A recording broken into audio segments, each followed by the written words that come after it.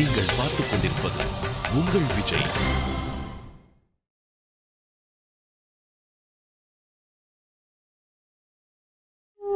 சந்தியாக்கா உள்ள வாங்க. நான் என்னோட கல்யாண டிவிடி தான் பார்த்துட்டு இருக்கேன்.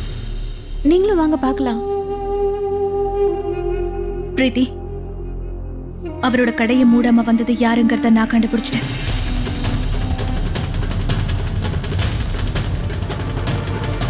நானே எல்லாத்தையும் சொல்றதுக்கு முன்னாடி குற்றம் பண்ணவங்களே உண்மையை ஒத்துக்கணும்னு நினைக்கிறேன்.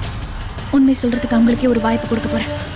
பிரீத்தி, நம்ம எல்லாருமே ஒரு குடும்பத்தை சேர்ந்தவங்க. குடும்பத்துல இருக்கிறவங்க கிட்ட எதையுமே மறைக்க கூடாது. அது ஒரு மிகப்பெரிய குற்றங்கிறத மறந்துடாத.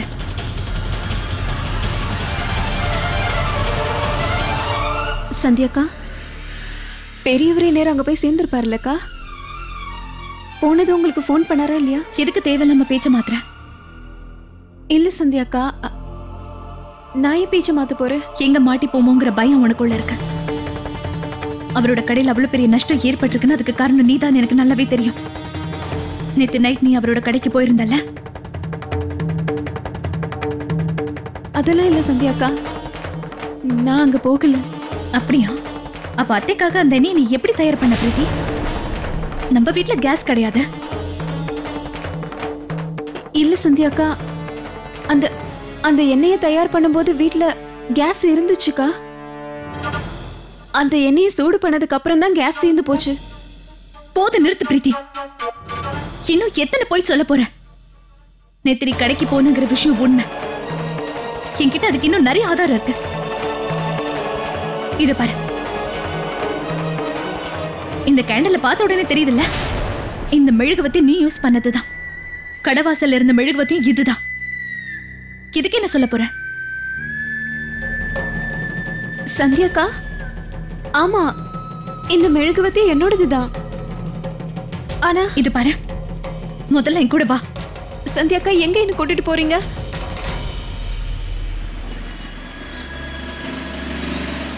அங்கதான் நிறுத்துங்க. போதும்.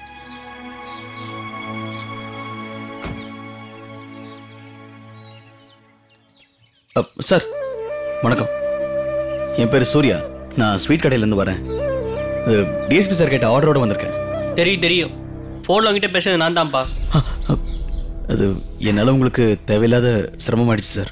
அதுக்கு நான் மன்னிப்பு கேட்டுக்கிறேன். ஆனால் நீங்கள் தயவு செஞ்சு என்னை நம்பலாம். அடுத்த வாட்டி தப்பு நடக்கவே நடக்காது. இது நடந்தா கூட இந்த ஆர்டர் நாங்கள் வேற யாருக்காக கொடுத்துருவோம். ஏதோ டிஎஸ்பி சார்கிட்ட போய் நான் சொன்னேன். அதனால தான் அவர் உன்னோட ஆர்டரை கேன்சல் பண்ணல. இல்லைன்னா இந்த ஊரில் எத்தனையோ ஸ்வீட்டு கடையெல்லாம் இருக்கு. ஸ்வீட்டெல்லாம் உள்ள வச்சுட்டு கிளம்பு. சரி சார், பாப்பா. சார் ஒன்றும் இல்லை, ஒரு சின்ன வேண்டுகோள். நான் சாரை பார்க்கணுமே. டிஎஸ்பி சாரை பார்க்கணும். சார் அப்படி யாரையும் பார்க்க மாட்டாரு, ரொம்ப பிஸியாக இருக்காரு. ராஜேந்திரன் சார் உங்களை உள்ள கூப்பிட்டாரு. சார் அவருக்கு நேரம் இருக்காது எனக்கும் தெரியும். ஆனால் விஷயம் என்னென்னா, அவர்கிட்ட ஒரு 5 நிமிஷம் பேசணும்னு நினைக்கிறேன். சார் நேரடியாக பார்த்து மன்னிப்பு கேட்கணும். சரி, நீ அவரை பார்க்கணுன்னு சொல்ல நான் அவர்கிட்ட சொல்கிறேன். இந்த பேப்பர் பிடிப்பா. உன் பேரையும் கடை பேரையும் எழுதி கொடு. சரி. ஆனால் எப்போ உன்னை பார்ப்பாருன்னு எனக்கு தெரியாது. இங்கே உட்காந்து வெயிட் பண்ணிட்டு சரியா? சரிங்க சார். சரி, ரொம்ப நன்றி சார். சார் பேனா இருக்கா? அதோ இருக்கு பாருப்பா.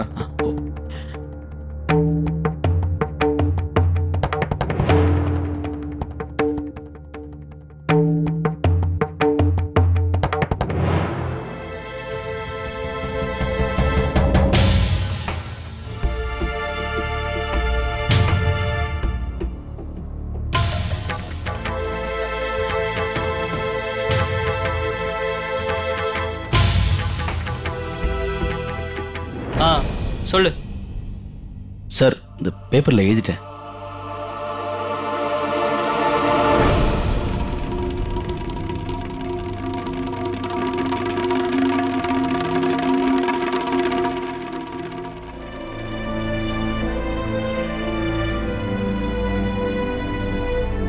சார் உள்ள நீ கொஞ்ச நேரம் வெளியே வெயிட் பண்ணுப்பா. அப்படியா? ரொம்ப நன்றி.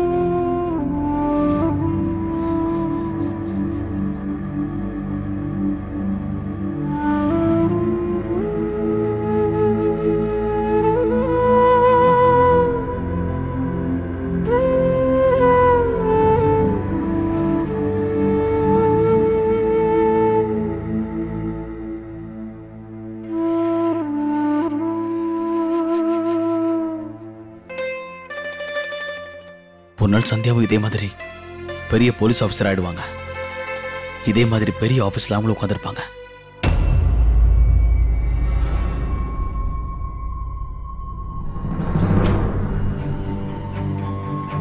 இங்க பாரு பிரீத்தி,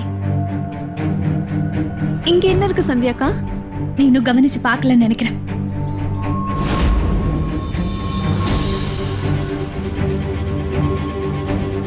இந்த மெழுகுவத்தியை பாரு. உன்கிட்ட இருக்கிற மெழுகுவத்தி எதுவும் ஒண்ணா இருக்கு. இந்த மெழுகுவத்தி தானா ஒண்ணு இங்க நடந்து வந்திருக்காதுல்ல? இதை நீ தானே இங்க கொண்டு வந்திருக்கணும்.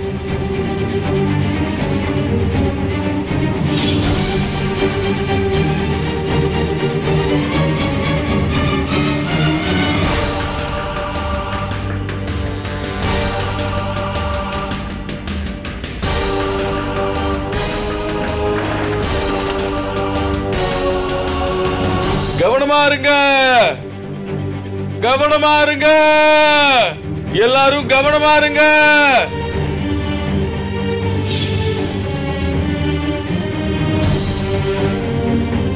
இன்னமும் நீ உண்மையை ஒத்துக்க மாட்டேன்னு நினைக்கிறேன். கொஞ்சம் அவரோட கடையில கிடைச்ச ஒரு துணியில எனக்கு நீ தயாரிச்ச அந்த எண்ணெயோட வாசனை வந்துட்டு இருக்கு. இதுக்கு மேலே உனக்கு நான் ஏதாவது ஆதாரத்தை சொல்லணுமா என்ன? இப்ப கூட நீ என்கிட்ட வந்து நான் இங்க வரலன்னு சொல்ல போறியா? சந்தியா, சந்தியா தயவு செஞ்சு என்ன மன்னிச்சு. நான் அந்த மாதிரி எல்லாம் பண்ணல. சத்தியமா வேணும்னே பண்ணல. தெரியாம தப்பு பண்ணிட்டேன்.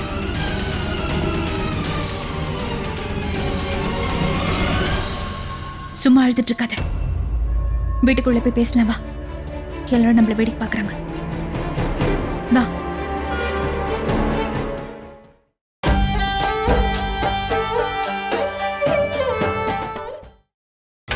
நீங்கள் பார்த்துக் கொண்டிருப்பது உங்கள் விஜய்.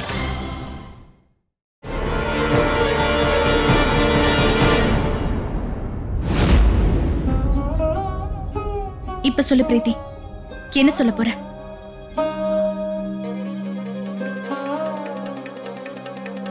ஆமா, பெரியவரோட கடைக்கு நான் போயிருந்தேன்.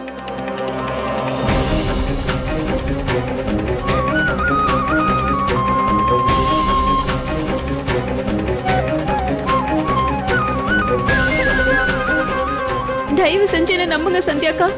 உண்மையிலே இதெல்லாம் நான் வேணும்னே பண்ணல. It's my mistake. நீ வேணும் இதெல்லாம் பண்ணலன்னு நீ சொல்லலனாலும் என்னால புரிஞ்சுக்க முடியும் பிரீத்தி. ஆனா இப்ப பிரச்சனை அது கிடையாது. எதுக்கு நீ எல்லார்கிட்டையும் போய் சொன்ன? நீ போய் சொல்லும் போது அது பெரிய தப்பாகுது. எனக்கு நல்லா தெரியும். அவசரத்துல நீ இந்த ஷட்டரை சரியா மூடாம வந்திருக்க. ஆனா அத்தை திரும்ப திரும்ப கேட்டதுக்கு அப்புறமும் நீ ஏன் உண்மையை சொல்லாம இருந்த? மௌனமா இருந்து நீ பெரிய தப்பு பண்ணிருக்க. எதுக்கு நீ அமைதியா இருந்த? ஏன்னா அத்தை கிட்ட என்னால எந்த உண்மையும் சொல்ல முடியல. உங்களுக்கே தெரியும்ல சந்தியாக்கா, எனக்கும் மோகனுக்கும் கல்யாணம் எந்த நிலைமையில நடந்ததுன்னு. அத்தைக்கு என்ன சுத்தமா பிடிக்காது. ஒவ்வொரு நாளும் ஒரு நல்ல மருமகளா நான் என்ன செஞ்சாலும் அத்தை அதை ஒரு எக்ஸாம் மாதிரி வச்சு ட்ரீட் பண்ணிட்டு இருக்காங்க. ராத்திரி பகலா நானும் ட்ரை பண்ணிட்டே தான் இருக்கேன், எப்படியாவது அவங்களுக்கு பிடிச்ச மருமகளா மாறணும்னு. இந்த மாதிரி நிலைமையில ஒருவேளை நான் அத்தை கிட்ட எல்லா உண்மையை சொல்லிட்டேன்னா அப்ப அவங்க என் மேல எவ்வளவு கோவப்பட்டிருப்பாங்க சந்தியா. அந்த பயத்துலதான் அவங்க கிட்ட எதுவுமே சொல்லல. அதனாலதான் அங்க மௌனமா இருந்தேன். நீங்களே சொல்லுங்க சந்தியாக்கா, ஒருவேளை நீங்க என் இடத்துல இருந்திருந்தா நீங்க என்ன பண்ணிருப்பீங்க?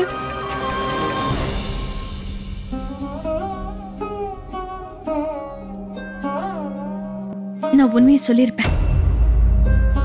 ஏன்னா பொய் சொல்லி ஒருத்தங்க கிட்ட நாம நல்ல பேர் வாங்கிக்கிறது ரொம்ப பெரிய தப்பு. என் வாழ்க்கையில நடந்த சில விஷயங்கள் இந்த விஷயத்தை எனக்கு சொல்லி கொடுத்துருச்சு. இப்படி ஒரு சின்ன மரியாதைக்காக கண்டிப்பா நான் போய் சொல்லவே மாட்டேன். நாளைக்கு இந்த உண்மை தெரிஞ்சதுன்னா அவங்க இன்னும் கோவப்படுவாங்க. சரி விட, அத்தை கிட்ட நான் எல்லாம் உண்மையை சொல்லதான் போறேன். நான் சொல்றதை விட நீயே வந்து சொன்னா இன்னும் நல்லா இருக்கும் பிரீத்தி.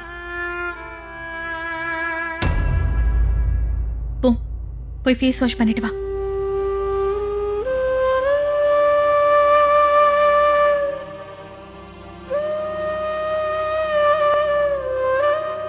சீக்கிரம் வாங்க, வெயிட் பண்ணிட்டு இருக்காங்கல்ல. ஏய் கம் ஆன். ஏய் இவ்ளோ சாக்லேட் சாப்பிட்டுட்டு இருந்தேனா நைட் ஃபுல்லா கரண்ட் விட்டு தூங்கிட்டு தான் இருக்க போறேன்.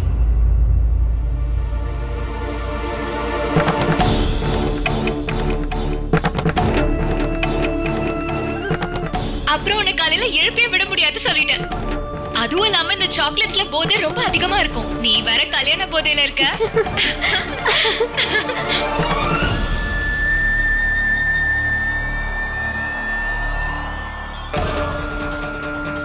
இந்த சாக்லேட் ரொம்ப டிஃபரெண்டா இருக்கும். இதுல ட்ரிங்க்ஸோட டேஸ்ட் வரவே வராது.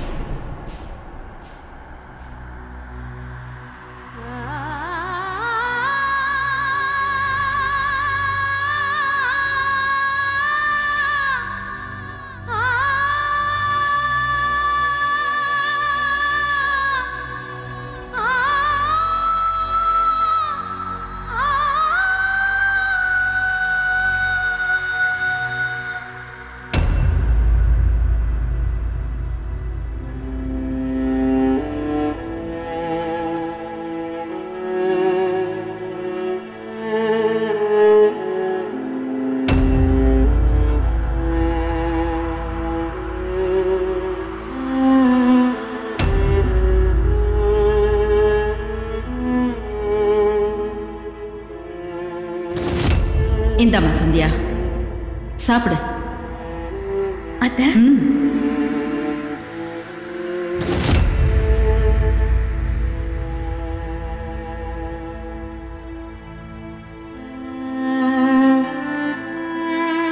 சந்தியா எங்க இருக்க?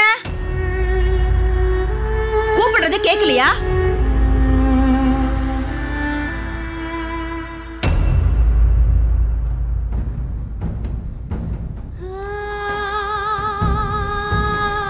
கொஞ்சம் கீழே வா, எல்லாருக்கும் சாப்பாடு எடுத்து வை.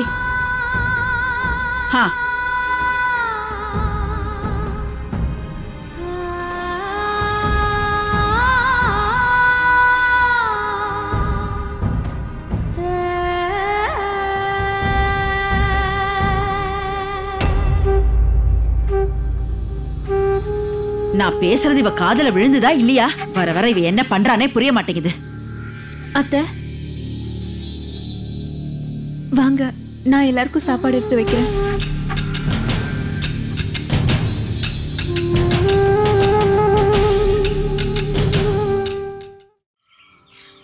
வாப்பா சூர்யா, உட்காரு.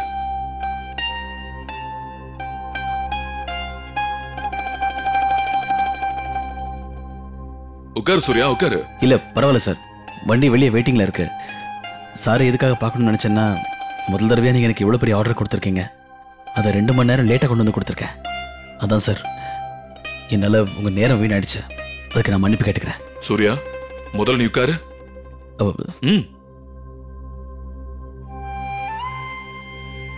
உன்கிட்ட நான் ஒரு விஷயம் சொல்லட்டுமா? மன்னிப்பு கேட்கணும்னு எந்த அவசியமும் இல்ல. உன்னை பத்தி எனக்கு தெரியும், உன்னோட திறமையும் எனக்கு தெரியும். உன்னாலதான் நம்ம ஊருக்கு இவ்வளவு நல்ல பேர் வந்திருக்கு சூர்யா. ஒருவேளை அந்த சஃப் இன்னைக்கு கொஞ்சம் லேட்டா வந்தா கூட அதுக்கு ஏதாவது காரணம் இருந்திருக்கும். ஆனா என்ன பண்றது, போலீஸ்காரங்களுக்கு நிறைய ட்ரைனிங் கொடுத்து நேரத்துக்கு முக்கியத்துவம் தரணுங்கிறத அதிகமா சொல்லி தருவாங்க. அதனாலதான் நாங்க டைமுக்கு ரொம்பவே இம்பார்ட்டன்ஸ் கொடுப்போம்.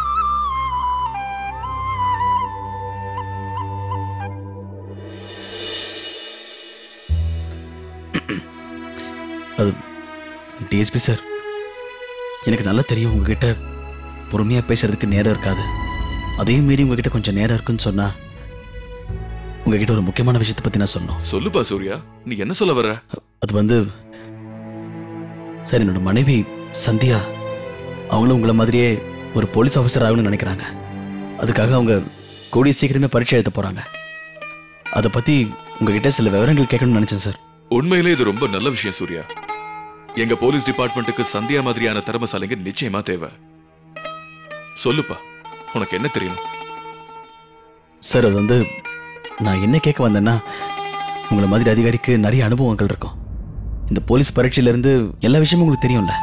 இப்போ என் மனசில் என்ன படுதுன்னா, இந்த போலீஸ் பரீட்சைக்கு என் மனைவி சந்தியா எந்த மாதிரி தயாராகணும், அடுத்தது அவங்க இன்னும் எதெல்லாம் படிச்சாங்கன்னா இந்த பரீட்சை அவங்களால நல்லபடியாக எழுத முடியும் தெரியணும். இதை பாரு சூர்யா, இந்த பரீட்சைய UPSC பரீட்சைன்னு சொல்லுவாங்க. இது ஒன்றும் சாதாரணமான பரீட்சை இல்லை. புத்தகங்களை புரட்டி மட்டுமே இதை போய் எழுதிட முடியாது. பரீட்சை எழுதுறவங்க மென்டலாவும் சரி பிசிக்கலாவும் சரி இதுக்கு முழுமையா தயாரா இருக்கணும். ஏன்னா நல்லாவே செக் பண்ணுவாங்க. என்னை பொறுத்த வரைக்கும் 1 லட்சம் பேர் இதுக்கு போறாங்கன்னா அதுல ஒரு சில பேர் மட்டும்தான் இதுல பாஸ் ஆவாங்க. அவங்க மட்டும்தான் செலக்ட் ஆவாங்க. இதுக்காக என்ன படிக்கலாம்னா புத்தகங்களை மட்டும் படிச்சா போதாது. இதை பாரு சூர்யா, இந்த பரீட்சையில நம்ம சமூகம், நம்ம நாட்டுல அப்புறம் வெளிநாட்டுல நடக்கிற விஷயங்கள், நம்ம வரலாறு, அப்புறம் இன்னும் எத்தனையோ சாதாரணமான விஷயங்களை நம்ம நல்லபடியா கண்டிப்பா தெரிஞ்சுக்கணும். இருக்கிற நாலேஜ் மட்டும் இல்லாம உலகத்தை பத்தி என்ன நடக்குது அப்படின்ற நாலேஜும் நம்ம நல்லாவே தெரிஞ்சுக்கணும். இந்த விஷயங்கள்லாம் அதிகப்படுத்திக்கிறோம்னா நம்ம நிறைய புக்ஸை படிச்சாகணும். என்னை பொறுத்த வரைக்கும் இது ரொம்பவே பெரிய பரீட்சை.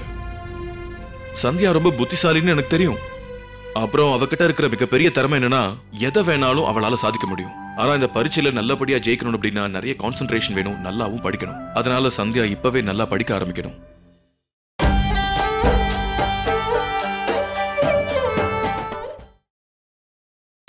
நீங்கள் பார்த்துக் கொண்டிருப்பது உங்கள் விஜய்.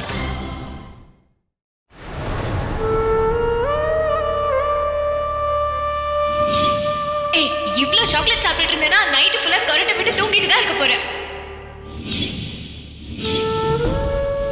அப்புறம் உன்னை காலையில எழுப்பவே விட முடியாது சொல்லிட்டேன்.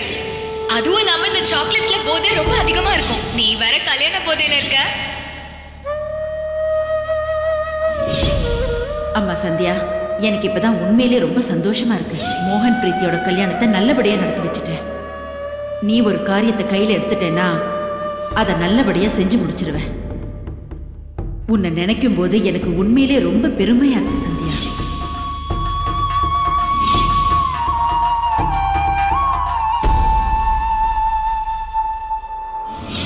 இங்க பாரு மீனாட்சி, இது நீ சாப்பிடறதுக்காக இல்ல.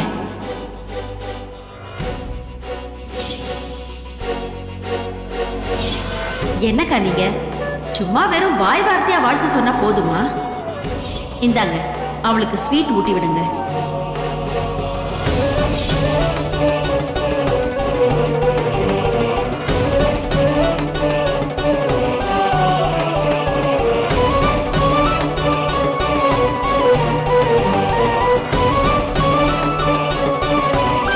முதல் முகூர்த்தம் பரீட்சைக்கு ஒரு நாள் முன்னாடி தான் இருக்கு. சவிதா சந்தியா மருமக பிரீத்திக்கு பரீட்சை இருக்கு. அதனால என்னை பொறுத்த வரைக்கும் 2வது முகூர்த்தம் தான் சரியான முகூர்த்தம். இதுக்கு என்னால சம்மதிக்க முடியாது. இந்த கல்யாணம் முடியறதுக்கு என்னால இன்னொரு மாசம் காத்துட்டு இருக்க முடியாது. மோகனோட கல்யாண வேலைகளை எதுலையுமே நான் தலையிட போறதில்லை. நான் என்ன நினைக்கிறேன்னா, இந்த வீட்டோட மூத்த மருமகன்ற ஸ்தானத்துல சந்தியா தான் இருந்து இந்த கல்யாணத்தை நடத்தணும். உங்க எல்லார் மனசுல நீங்க என்னதான் நினைச்சிட்டு இருக்கீங்க? வேணும்னே இவ தலை மேல எல்லா கல்யாண பொறுப்புகளையும் சுமத்திட்டே நினைக்கிறீங்களா? அதனாலதானே இப்படி எல்லாம் பேசுறீங்க. ஆனா உங்க கண்ணுக்கு எதுவுமே தெரியல. இவ என்னடான்னா இவளோட பிடிவாத தலை ராத்திரி எல்லாம் கண்ணு முடிச்சுக்கிட்டு படிச்சிட்டு இருக்கா. அதனாலதானே இப்படி எல்லாம் ஆச்சு. எப்படியாவது இவ முதல் இடத்துக்கு வரணும்னு நினைக்கிறா. அதனாலதான் ராத்திரி எல்லாம் தூங்காம ரூம்ல உட்காந்து படிச்சிட்டு இருந்திருக்கா.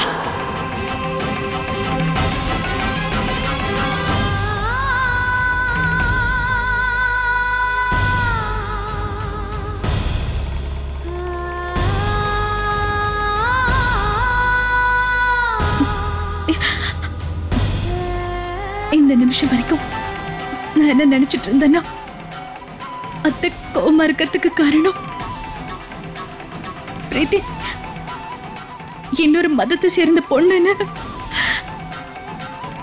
ஆனா அது எதுவுமே உண்மை கிடையாது. நான் தான் அவங்கள தப்பா புரிஞ்சுக்கிட்டேன்.